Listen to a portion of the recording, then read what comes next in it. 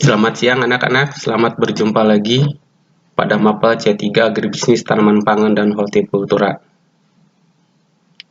Sesuai arahan Ditjen Vokasi bahwa pembelajaran pada siswa SMK demi meningkatkan kompetensi dan karakter harus berdasarkan metode PBL, Project Based Learning. Nah, supaya kalian bisa melaksanakan pembelajaran PBL dengan baik, maka Bapak akan memberikan panduan untuk mapel ATP agribisnis tanaman pangan, tanaman sayuran, dan tanaman buah. Salah satu keberhasilan dari pembelajaran pertanian ataupun dunia pertanian itu adalah kita bisa memanfaatkan peluang pasar dengan sebaik mungkin, karena hal itu akan membuat kita mendapat keuntungan yang sebesar-besarnya. Karena bertani bukanlah membuang tenaga, bukan juga mengubur uang, tapi kita menghasilkan return yang sebesar-besarnya. Di Indonesia, setiap tahun selalu ada 3 momentum besar yang bisa kita manfaatkan untuk memperoleh keuntungan, yaitu yang pertama, libur Natal dan Tahun Baru.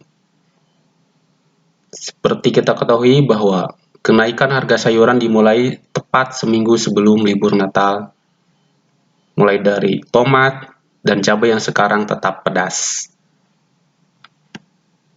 Berikutnya, bulan Ramadan dan Idul Fitri. Nah, ini peluang yang ada di depan mata. Permintaan yang tinggi akan produk sayuran akan meningkatkan harga dengan sendirinya. Jadi kita bisa memanfaatkan peluang pasar pada bulan Ramadan dan Idul Fitri. Selanjutnya, liburan sekolah. Ini juga prospek pasar yang sangat besar, karena biasanya keluarga akan melakukan liburan itu pada saat anak-anaknya libur sekolah. Nah, dari ketiga momentum pasar ini, yang pertama karena sudah berlalu, berarti kita abaikan. Yang bisa kita manfaatkan adalah pada momentum pasar bulan Ramadan dan liburan sekolah. Salah satu faktor keberhasilan dalam pertanian itu kita bisa merencanakan dengan sebaik-baik mungkin. Nah, berikut adalah tahapan-tahapan yang harus kalian laksanakan supaya kegiatan PBL kalian berhasil. Yang pertama, kalian harus menyiapkan benih. Kalian harus identifikasi tanaman apa saja yang benihnya siap sehingga panen pada saat bulan Ramadan atau paling telat pada saat liburan sekolah. Yang kedua, pesemaian. Ketiga, penyiapan lahan. 1-3 bisa dikerjakan pada bulan Januari meskipun hanya beberapa hari lagi. Nah, setelah tersedia benih dan lahan, baru dilakukan penanaman pada bulan Februari. Berikutnya, pemasangan ajir ini hanya dilakukan pada komoditas tertentu seperti bonteng, walu, karena ajir itu pada dasarnya merupakan perlakuan khusus tanaman. Berikutnya, pemupukan. Ini adalah yang wajib, karena masukan unsur hara akan menentukan tanaman itu berproduktivitas tinggi ataupun akan tetap kerdil.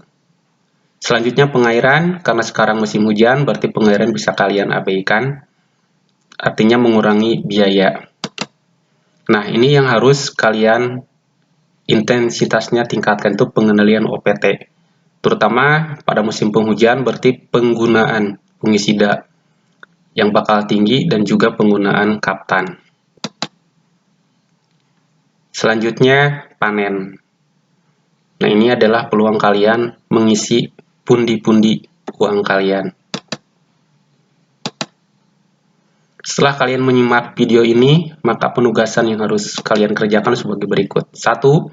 Kalian harus menetapkan komoditi yang akan ditanam, yang bisa kalian panen pada saat Ramadan dan Idul Fitri. Yang kedua, lahan praktek. Karena sekarang masa pandemi, berarti praktek tidak bisa dilakukan di sekolah, tapi di lingkungan sekitar kalian. Bisa di lahan kebun, lahan sawah, atau praktek, polybag, ataupun pot. Terserah ketersediaan yang ada di sekitar kalian. Selanjutnya, pelaporan. Ini berupa portofolio kegiatan kalian masing-masing. Setiap melakukan kegiatan, kalian laporkan dan kirimkan ke Bapak. Terima kasih kalian telah menyimak video ini. Tetap semangat dan jaga prokes.